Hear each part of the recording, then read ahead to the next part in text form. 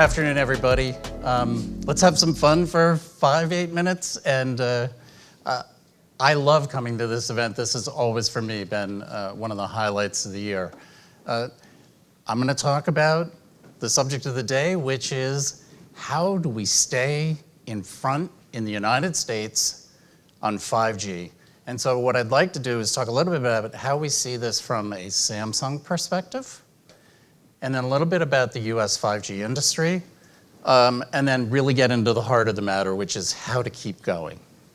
With all humility, I would assume that many of you have heard of Samsung before. Statistically, 3 out of 4 of us in this room, in our household, we have a Samsung product. But actually, we also make batteries and displays and semiconductors and memory and automotive systems. So if you sort of add all that in, I'd say, I don't have the exact number, but you probably have a couple of Samsung products, each of you, that you're using. So thank you so much for your support. And it's a broad-ranging sort of set of products, right? Everything from intense consumer electronics products all the way through to industrial infrastructure. I happen to work in the networks business.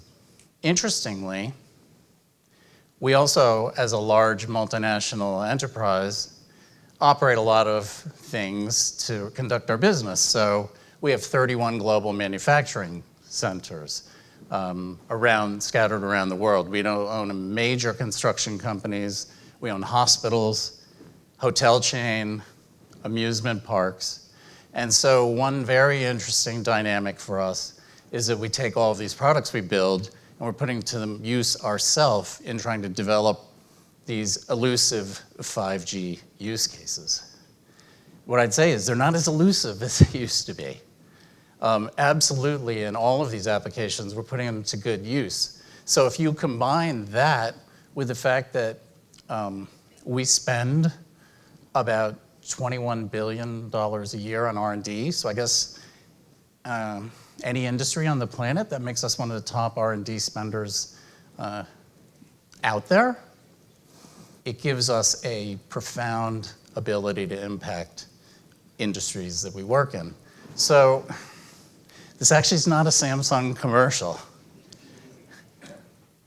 Why is this important? Is because we actually started our 5G work back in 2009 in R&D because we identified that 5G was going to be one of those fundamental technologies that was going to enable trillions of dollars of economic growth around the planet. And so we focused those resources, focused our knowledge of these marketplaces to try and really drive that because 5G is critical, whatever space you're playing in here. So here in the US, we've made a lot of progress as well, right? We've got 4 nationwide, very high-performing networks, and you heard many of the speakers talk about they're now getting to the place where they've got a lot of critical mass of infrastructure that's been deployed. We've got about 200 million things connected to those 5G networks. And they're not just in urban areas, they're in the suburban areas, they're out into the rural markets, they're in the transportation corridors.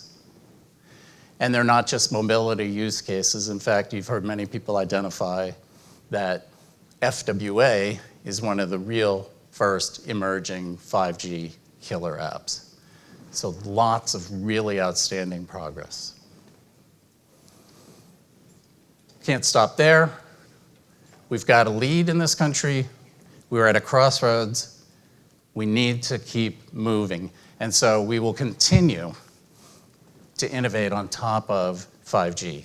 So whether that's adding other sorts of access capabilities, such as non-terrestrial technologies, taking 5G advanced functionality and enabling new use cases, or combining them with AI in meaningful ways, that's next. And 5G has maybe if this is a baseball game, a lot of people like to use baseball analogies. We're in still, I think, maybe the 3rd inning, so you kind of feel, you can see where this game is going, you can feel the momentum, but it's early days.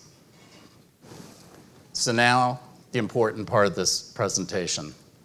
4 slides. This is the setup slide, and I have 1 slide on each of these topics. This is what our industry, this is what our public policymakers, at least in our opinion, need from a Samsung perspective to focus on. Spectrum, continuing to drive innovation, and openness. So let's talk about each of these for a minute. So certainly applaud the NTIA's National Spectrum Strategy. Great work, but what we need to do now is make sure that activity leads to allocation of spectrum for mobile operators. Traffic is exploding, and spectrum allocations are dwindling. It's a pretty simple graph. So let me try and bring this to life for a second. So in 2010, and yeah, like Kyle Malady, I was working in this industry in 2010. I was actually working in this industry in 1983. So in 2010, the US mobile data traffic was 400 petabytes of data. So how do you make that real? 400 petabytes would be the amount of data in the entire world's written documentation of anything that's written about since the beginning of recorded time in every language times 8. Oh my goodness, right? I mean, that's unbelievable. So in 2010, that's what we said, and it was mind-boggling. Well, 2024, those 400 petabytes, 2 days. 2 days. We're replicating the entire written history of mankind in 2 days from a data perspective. So we need spectrum. We put every ounce of spectrum that this industry allocates to us to unbelievably good use. But it's simply not enough. And then that ties to the next point, which is, if you go back to 4G, there was something that was a new word, the app economy. The app economy fueled billions and billions and billions of dollars of economic growth because it took places and people and connected it with mobility and created entire new industries, created tens of millions of jobs. Well, you know what? 5G has the ability to eclipse that. I think the CTIA number I saw recently I felt was very modest. I think it said there's about $200 billion worth of economic value and innovation that we can drive that we're today, if we don't get our act together in spectrum strategy, we're going to miss that opportunity. And then lastly, and this I'm not sure if anyone's seen this statement before.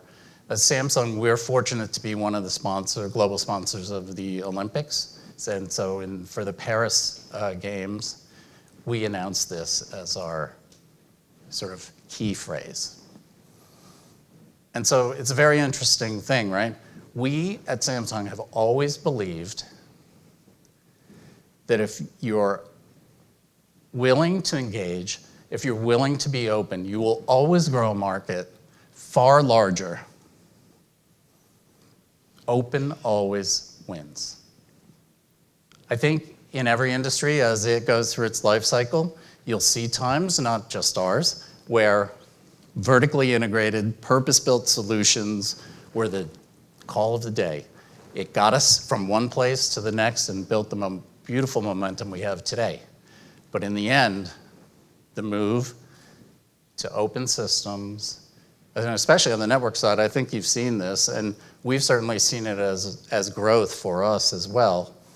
Open networks, Open RAN, virtualized software-based networks. We have to have that in order to keep up with this insatiable demand. The architecture has to be there. The consumer demand dictates it. So that's really all I wanted to say. I hope that was thought-provoking in a way for you. This has been as I said, 1983. So I'm 40-something years into this, and it's the only industry I've ever known. And every step along the way, the people in this industry have always impressed me by coming up with that next thing that drove us. And we are on the cusp of it again with 5G. So I think if we can focus on these three things I outlined, I like our chances. Thank you.